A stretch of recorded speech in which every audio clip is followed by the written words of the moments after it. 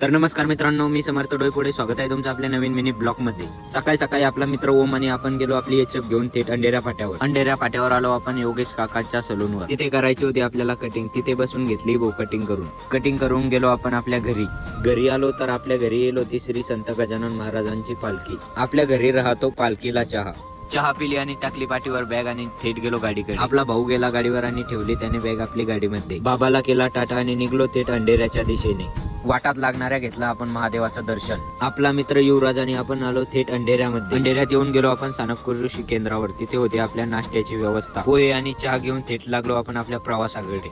तरी आपण नंतर येऊन पोहोचलो गुंजा येथील श्री गजानन महाराज मंदिरात गेलो आणि घेतलं गजानन महाराजांचं दर्शन। जेवायला घेतलं बसून आणि घेतलं जेवण करून। नंतर आपण बसलो पायण्यामध्ये आपल्या ड्रायव्हर काकाजवळ बसून आपण थेट निघालो आपल्या पुन्हा प्रवासात। आता येऊन पोहोचलो आपण आपल्या मुक्काम असलेलं गाव चंदनपूर मध्ये।